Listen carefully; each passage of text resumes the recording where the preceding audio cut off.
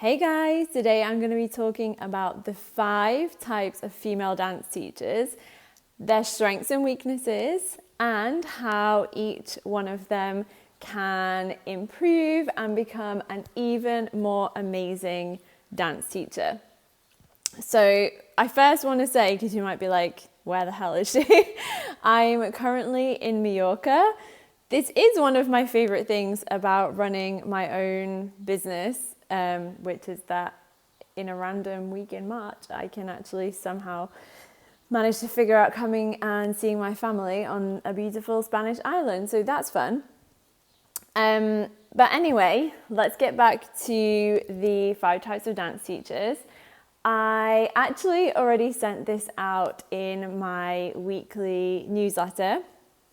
If you're not signed up for that and you would like to receive weekly emails from me, then I will leave the link to my website in the description. And if you just scroll down a little bit on my website, you'll find a place where you can sign up for my newsletter.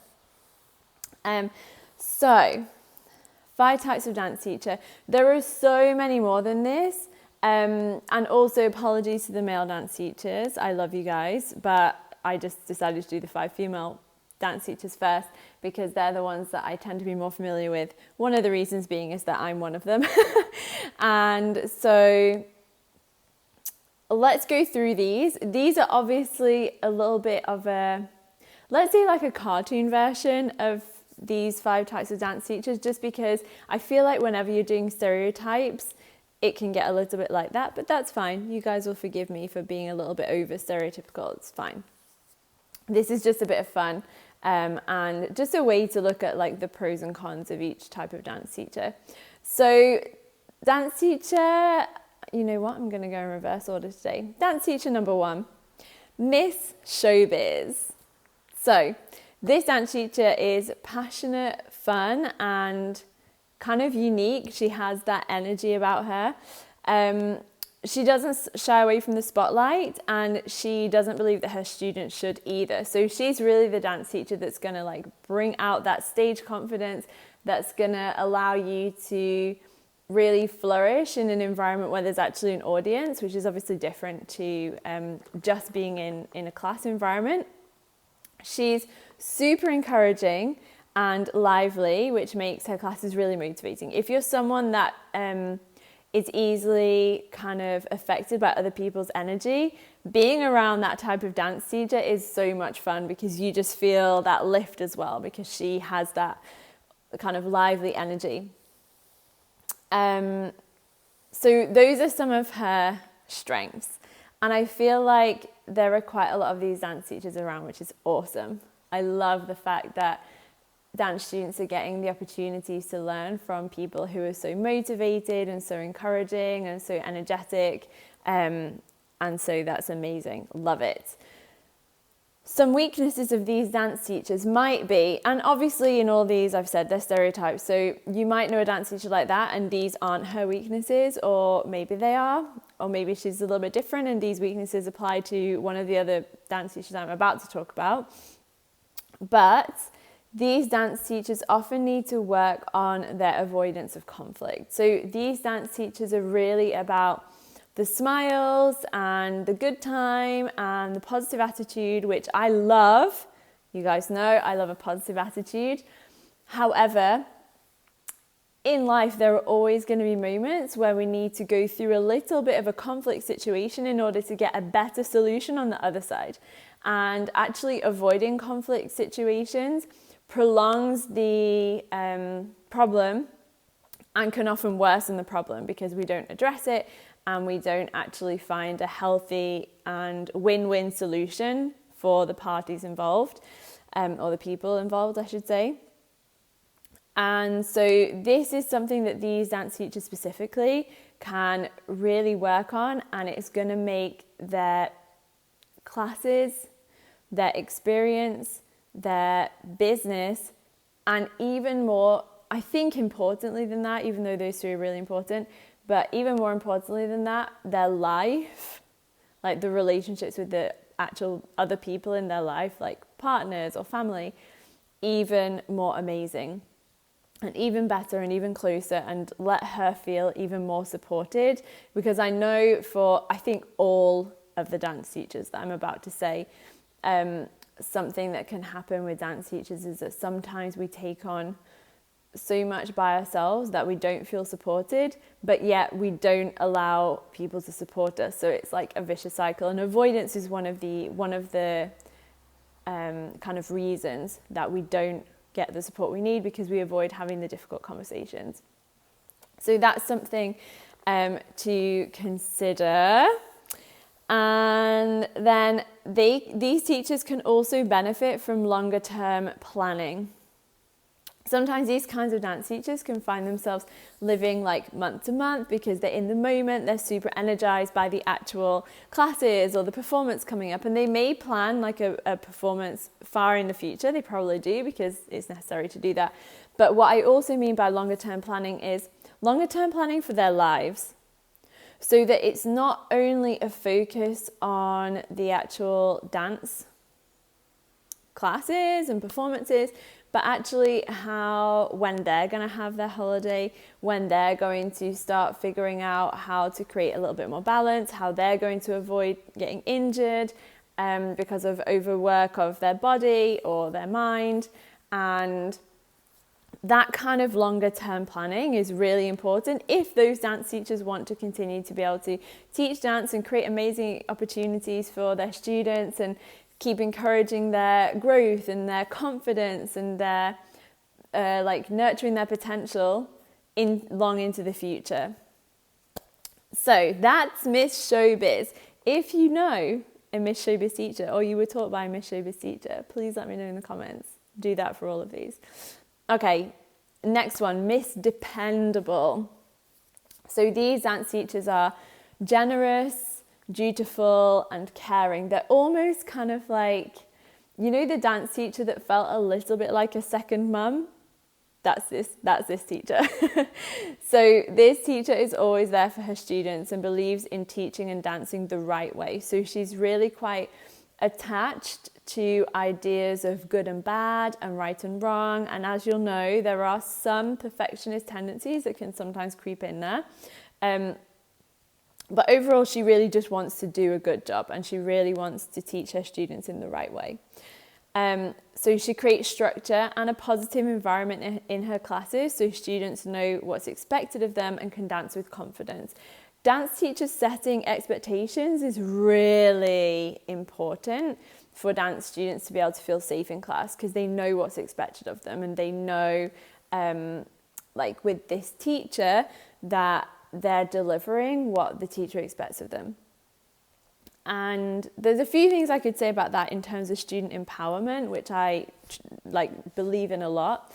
But I think this dance teacher is someone that in general people feel like they trust, whether that's in a dance context or even outside of a dance context, which I think is really lovely.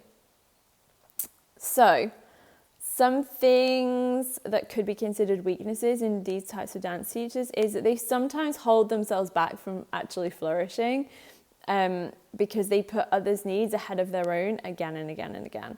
And I always come back to the fact that there are many situations where we can find win-win scenarios within a situation. And I think when you have a win-lose mentality, whereby either it can be my needs that get met, or it can be someone else's needs that get met, and those are the only two options, these kinds of dance teachers, the Miss Dependable dance teacher, is often going to just choose other people's needs above her own, without realizing that there is actually a way to put her own needs and her students' needs in a balance, in a way that they can both be taken care of. It's not an either or.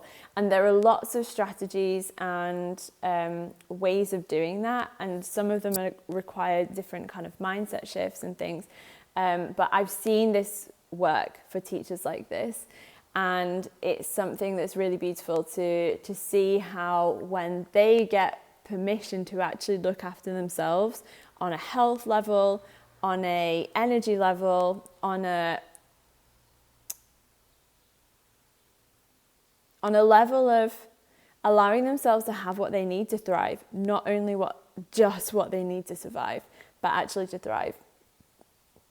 The things that these types of teachers can create is basically unlimited because they're super talented and really caring about their students. So I love it. These types of teachers can also benefit from guidance around permission and creating their dance and their life visions without the go-ahead from an authority figure. So I think that there are lots of dance teachers who are kind of like waiting for outside permission to be a bit creative in what they offer and what they do, and not just repeat how they were taught and what used to happen in their academy and the types of shows that they did and the types of exams that they used to do and all of that thing. But in general, I think dance teachers are very creative people and very intuitive people too, if they're allowed to connect to their intuition. And many times we're taught not to do that and just to follow the syllabus. And there's definitely a place for structure and syllabus for sure. But these teachers, the Miss Dependable, they have even more to offer than we know. And maybe even than they know. And that's exciting. Okay, next one, Miss Traditional. I think probably anyone who studied like ballet or maybe the other more traditional types of dance probably knows one of these teachers. So this teacher is responsible, ordered and dedicated. This dance teacher gets the best out of her students in terms of technique. Okay, so that's really the main focus of the Miss Traditional, because that was kind of the main focus, I think, of the old school the syllabi and the exams and institutions, and the only important thing is getting better at dance and the rest doesn't matter. That's not to say all schools are like that or all of it was like that, not at all. But I think what's been one of the really fun things in the last 5 years, and longer before that, but especially the last 5 years, is seeing how many dance teachers now really care about the health and well-being of their dancers as well as their dance level. That is something that is so cool, that I love so much. And again, it comes back to this thing of it's not an either or. It's not either they get better and they have good technique, but we are going to not care about their mental health and we're just going to push them physically into, doing too much for their body in a long-term perspective, but actually realizing that we can do both and we can have both. And so let me come back to the Miss Traditional for a second. She's also, these types of teachers, been certified by one of the top dance establishments and believes strongly in continued education. I love that these teachers believe in continued education because they're in it for the long haul in terms of helping their students to keep improving and improving and improving and never plateau and keep getting better and challenging them. That's awesome. I love that aspect. However, there is another side to that. Sometimes these teachers don't realize the long-term mental health effects of pushing too hard or failing to connect to her students on a human level. When a dance teacher is so worried about the level of her students, that she wants the examiners, she wants to be known as the teacher who gets the best results, and she wants to be known as the teacher who pushes her students, and she wants to be known as the teacher who has the most number of dancers in this dance company or whatever it is, then we see that has shifted into ego now. We see that this is about the dance teacher and not about her students. It's not about caring about them. It's about caring about her own image, her own status, and her own, kind of prestige within the dance world. And I understand it. I just want to say, this video is not to shame any kinds of dance teachers. We all have things that we need to work on. We all have things that we can get better at. And we're also not obligated to perfect any of them. We're allowed to have things that aren't perfect about us. So this is also, all of this stuff is a choice, but it's just things that we could maybe become more aware of and get a little bit of support with if we wanted to. So these dance teachers could also, I think, benefit from a bit of a wider perspective of what dance can offer and how joyful it's allowed to be at the same time as working hard and improving. And again, comes back to it's not either or. This dance is not about either you take it very seriously, you sacrifice other things in your life, you push yourself to your limits, You become someone who is just all about dance, and that's who you are.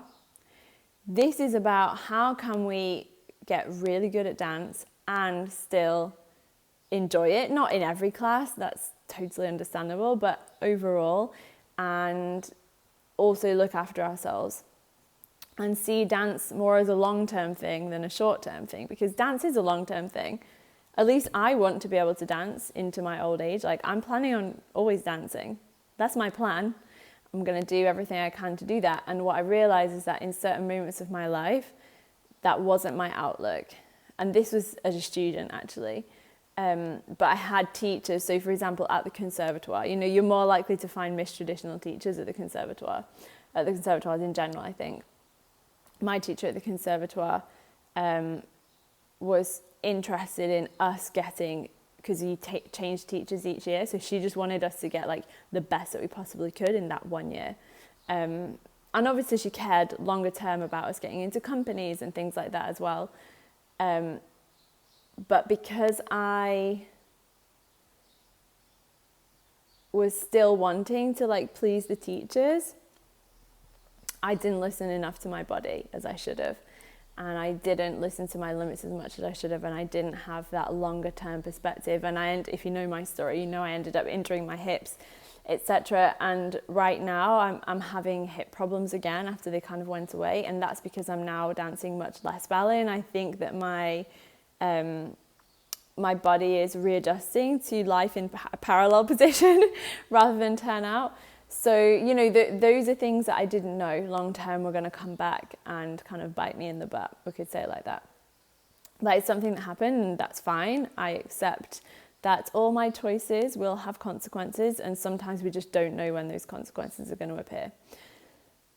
And I see a lot dance teachers just keeping going. And you know what? I've heard dance teachers also saying, and this is different types of dance teachers, not just this type, saying, yeah, but if I stop, I don't think I'll be able to start again. And that, to me, it's the same thing as people who say to me in coaching sessions, yeah, but I don't think I can allow myself to feel that, like the sadness or the anger or the whatever of that, because I don't think I'll be able to come out of that.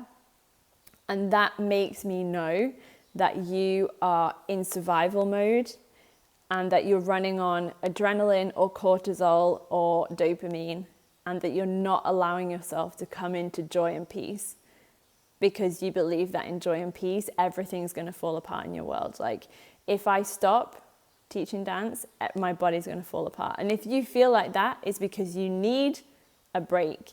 It's because you need to rest.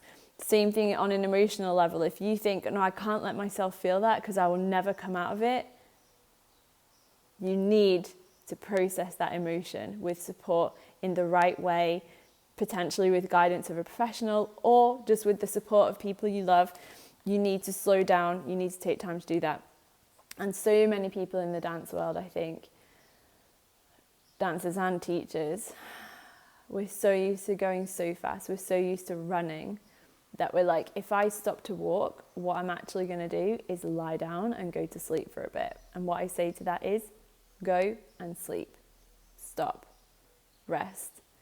And that can feel absolutely terrifying, which is why there's a lot of work that goes around all of these things. And it's one of the reasons why, I do coaching and mentoring, and I run the Aligned Dance Teacher Academy, because these aren't things that you can just tell people to do and they can just do them. You need to understand how your body is actually understanding the world, how your body is actually trying to protect you. You need to understand so many different levels of what's going on. You cannot believe that life works in the same way as learning a dance technique works, where you can just practice it, learn it, practice it, and do it again and again, and then it's going to work. No, in life, sometimes it's a case of learning something and practicing it, but in many cases, it's a process of unlearning, of actually reprogramming, of actually facing a type of discomfort that doesn't come with your control on top of it, which is different to kind of like ballet, for example, where you're always trying to be in control of everything. So yeah, sorry, went a little bit off there. But anyway, let's come back. Next type of dance teacher, the Miss Do Your Best dance teacher. Welcoming, engaging, motivating, this dance teacher gets her students to believe in their own potential. She often has a bigger vision for dance and invites her students to challenge themselves while working intelligently within their limits. So this dance teacher has a slightly different perspective where it's not about having to get everyone to a certain level. It's about letting people do their best and knowing that they are doing their best and believing that people have enough kind of self-responsibility to, if you create the right environment for them and you encourage them and you show them how and you challenge them, that they will step up without needing to be like pushed and forced or threatened, even worse. But these teachers can put unrealistic expectations on themselves and don't realize that their need to prove themselves as a teacher doesn't serve their students. And you've heard me mention this in different types of dance teachers too, but when you are attached to the outcomes of your students, when you're overly attached to that, like, you need to care about it. That's our job at the end of the day, isn't it? But when it becomes about you and not about them, that's when something's gone wrong. And I see this, this is me, by the way, this is me as a dance teacher, and it's still me as a coach sometimes, which is wanting too badly to help my clients and my mentees fix their problems, and that is not what I am here to do. They are here. We are all each here to fix our own problems, to find our own solutions, to connect to our own power and our own wisdom. That's why we're each here. Now, you can't do that alone, but it's still each of our kind of missions in life is to figure out our own path, but we can't do it by ourselves. So it's being very clear about the line between assisting your students, helping them, teaching them, encouraging them, challenging them, building them up, and at the same time, not taking away any of their own agency, any of their own responsibility, any of their own power, and any of their own right to get things wrong. And what I mean by that is your students are entitled to make mistakes. Your students are entitled to try things. Your students are entitled to figure out how things work in their body. And teachers that don't allow the space for that process to happen are robbing their students of self-discovery and of a quicker learning process, actually. Because when you're trying to control everything in a class as a dance teacher, you are limiting your students' ability to become a really good learner. That's different from just learning a specific set of content quickly. Allowing someone to become a really good learner is a different process. And that will serve them in every single area of their life, not only in the dance studio. So it's something that now I've, worked through a lot of my own weaknesses as a dance teacher, and I see how really powerful they are. So these teachers can benefit from learning to accept themselves as they are and focusing on their own happiness rather than trying to save others. So that's kind of what I just said. But the more that, I think for a lot of dance teachers, there's some kind of like guilt about thriving, which is weird because it's like, if we can thrive as dance teachers, we give all our students the permission to do it by just being around us and watching us and being in our energy and seeing how we treat ourselves. Like, people do not listen mostly to your words. People mainly observe you. People mainly feel your energy. People mainly experience your emotions through their own body. People are aware of your tone of voice. They're aware of your micro facial expressions. They're aware of your body language. They're aware of many, many, many, many more things than just what you say to them. And that's why I so believe in dance teachers going on a little bit of a self-exploration journey and a bit of a healing journey, because the more that we're aware of how we are and who we are, and the more that we allow ourselves to thrive, the better for everyone around us. And it's really difficult if you've been around people who are super competitive, super jealous, super envious, and who actually are in such a dark place themselves that you feel like it's unsafe to thrive, that you feel like it's unsafe to be happy, like to actually show your happiness, that you feel like it's unsafe to own your gifts. Even dancers who feel like it's not safe for me to really perform this because it's better that I stay smaller and quieter and just do it like, and try and do it technically correct rather than like experiencing it and dancing it. That's because there have been people in our lives who at some point have made us feel bad about being joyful, or bad about just accepting ourselves as we are in this moment, knowing that we can always be doing better and learning. So that's another big thing that I work with my dance teachers and my life coaching clients and my mentees, is releasing the guilt so that you can actually be happy, because you can't really do one without the other. Because even if you get the things that you think you want, or the things that you say at the beginning of our sessions that you want, like, I would like to be more financially stable, or I would like to build in a little bit more time to rest and recover so that I can teach even better classes with even more energy. Even if you let yourself get those things on a practical level, if you feel guilty about them, you can't enjoy them. And so that's why there is always deeper emotional work to do for every human being, dance teachers included. And it's the best gift that we can ever give ourselves, because you literally take it with you for the rest of your life. Right? It's kind of like the gift of being able to hear the counts in music. Once you know how to do that, no one can ever take it away from you. It's kind of like the ability to know where your body is in space without needing to look at it.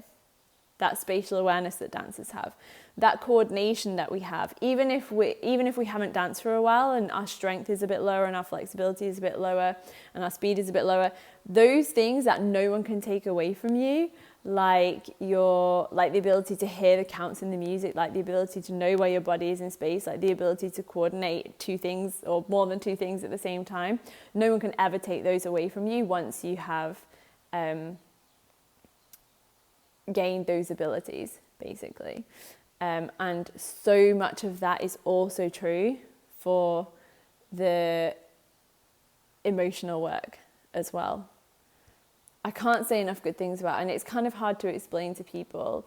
I guess it's kind of like, you know, telling people who haven't danced before, like, once you know how to find the counts in music, no one can take it away from you. And they're like, well, I don't care, don't need to know that. Or you know, you'll know where your body is in space, and like, yeah, well, whatever.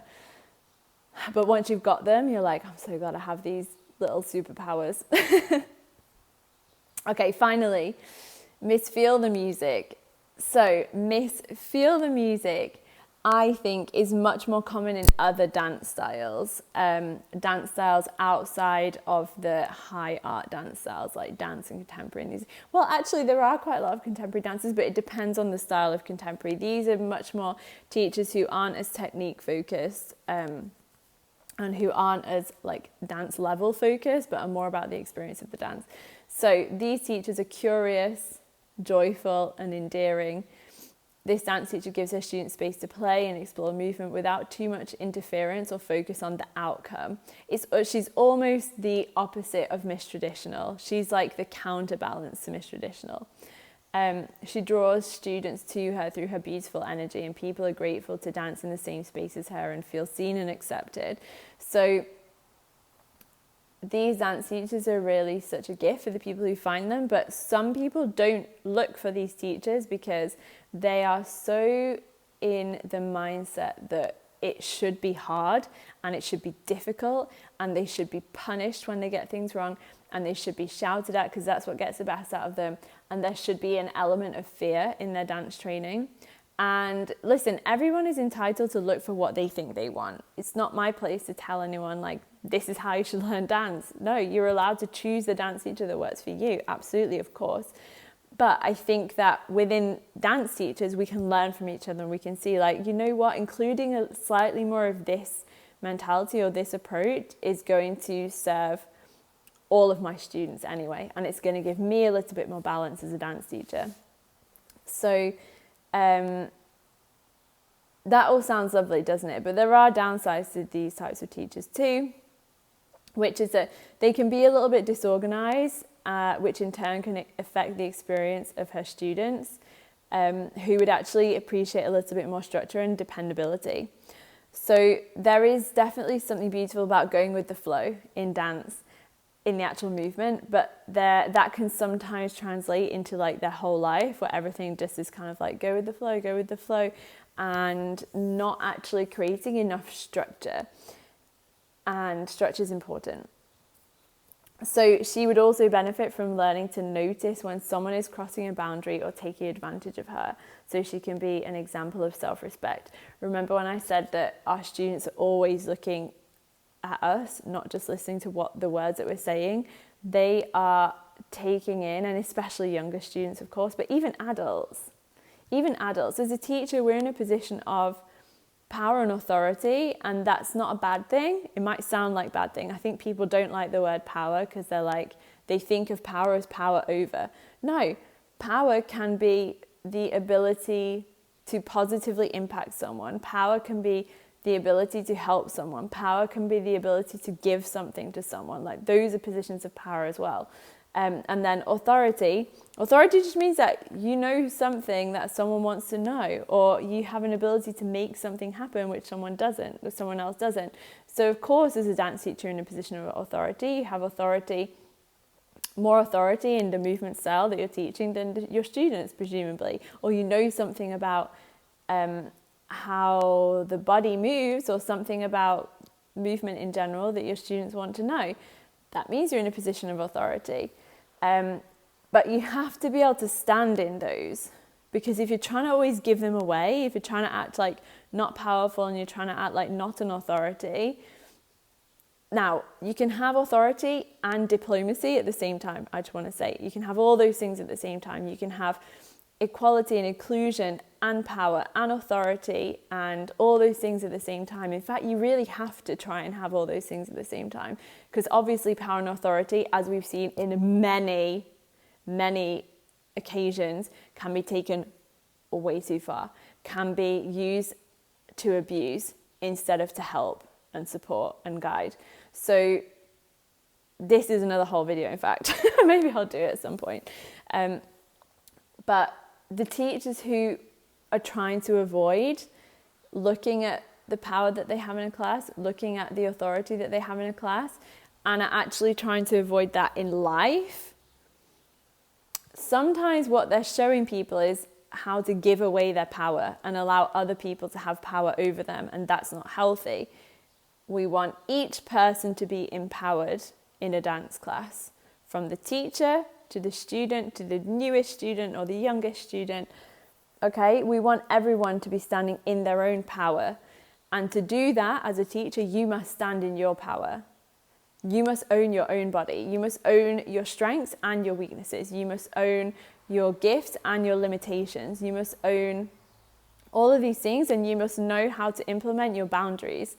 That means saying no sometimes, and that sometimes creates conflict.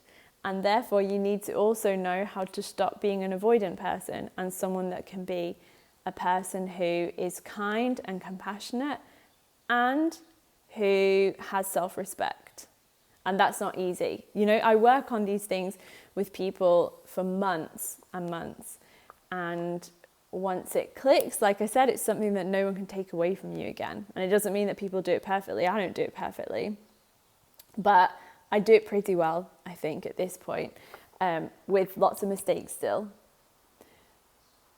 But these are huge gifts within a dance environment. It's not just about the movement, and I think I've probably said this a million times, so you're probably bored of me saying it by now. But anyway, I hope that this video was like kind of interesting, whether you're a dance student and you can recognize different teachers and what they have going on. And also, when you notice the weaknesses of your teachers, what you can do as a student is like prepare yourself that I don't have to take those parts on as mine, even though they're included in the class, if that teacher isn't aware of them.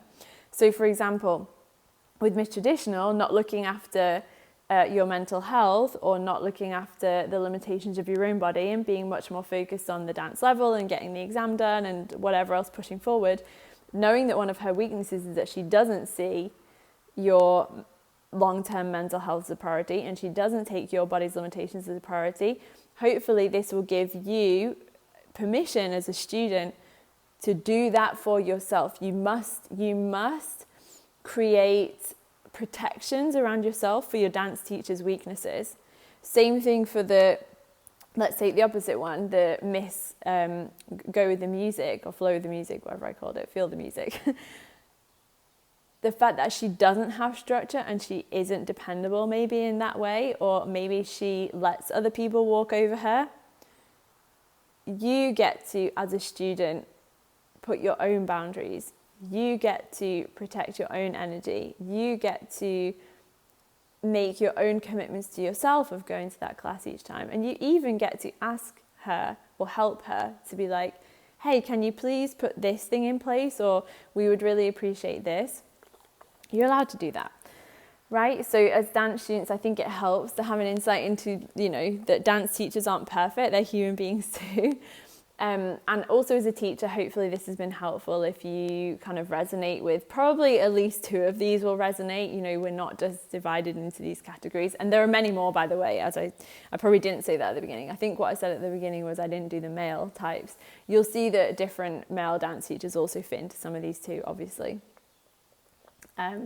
But there are many more that I could have done. These are just a few that came to mind as I was writing these. So I would like to just wrap up by saying the Academy is closing its doors in 5 days. So if you're watching this now, you have 5 days to, as in like if you're watching it when I've just published it, obviously you're watching it now. When you're watching it, it is now for you. But if you would like to join the Academy, which is for dance teachers, we do work on these weaknesses that I've talked about today. But more than that, we work on strategies for how to create sustainable and amazing dance classes. So not working for someone else, but either freelance or creating your own dance business. Especially if you're someone that's quite near the beginning of your journey. The Academy will be so helpful for you. It's what I wish I had. I think that's what lots of people end up doing. I think lots of dance teachers end up creating their classes because they're like, I wish this was how I was taught, or I wish that this was available where I grew up, or I wish, there was a teachers doing this for adults, or whatever it is. And same for me with the Academy. I wish that I had known so many of the things that I know now. I wish I had so many of the strategies. I wish that someone could have just given me some advice so that I could have avoided the mistakes and the pitfalls and the not knowing how to advertise my classes, and not knowing how to structure the payment plans for my classes, and not knowing how to go about, getting the studio, and not knowing how to talk about myself as a teacher, and not knowing how to put so many other things in place. Well, that's why I've created this, so that it's much more simple, straightforward, that you don't need to go through all of the trial and error. Of course, you'll still need to go through some because you will be different to other people. Each dance teacher is different. But I think just the opportunity to do it with other dance teachers and with someone who's done it, was a dance teacher for 16 years. And I've been a coach now. This is my 4th year of coaching, so like life coaching and mentoring for dance teachers. And I bring all of those skills together, and it's really cool because there are so many coaching skills that are really helpful for dance teachers. And it's really fun to bring that side of it in because I don't know that many other people who do that. So I really enjoy doing that part, and dance teachers always find it really cool to have these extra things up their sleeves to create really amazing experiences for their dance students. Because I know that ultimately, once we kind of heal this need to prove ourselves and to be the best dance teacher and to get the status, once we heal those things, all dance teachers want their students to have a great time in their classes. They want the best for their students. They care about them. And that's why I love working with dance teachers, because this is much bigger than dance. This is really about human beings and about supporting each other and about creating a better world. I know that sounds like kind of a big thing, but it is that. That is what it is at the end of the day. And I think, you know, lots of dance teachers got into teaching dance because they also felt that this is not just about the steps, that this is about dance connects people to themselves, it connects people to each other, it connects people to something bigger, it lets people tap into their potential and their power and their ability to create change in their lives and to learn and all these things and to create something beautiful. The world needs more beauty, and that's not something trivial. And beauty can be, you know, music, can be dance, can be many things. But if all we're trying to do is create a life where we just survive, we've gone backwards in time by like thousands and thousands and thousands and thousands of years. Like, we don't need to do that anymore. We're at a very amazing moment in history where you don't have to grow your own food, where you don't have to light a fire every night to keep warm, where you don't have to do all these things. And even then, even when humans were just in survival mode and like trying to stay alive, they also found time to dance. So it's that important as well. But on top of that, we're not in that moment anymore. We're in a moment where we can create more beauty, when we can be much kinder to each other, because there is no need to compete anymore. That's the thing. There is no need to compete. We can all be here. There's enough for everyone. Let's learn to share. Let's learn to support each other. Let's learn to lift each other up. And that frees us. So that's it. I'm here for Thriving Dance Teachers. If you want to join the Academy, you can send me an email, you can send me a message, or you can just go directly to the page, which I'll put in the description. And thanks for watching this video, guys. I will see you in my next one. Bye.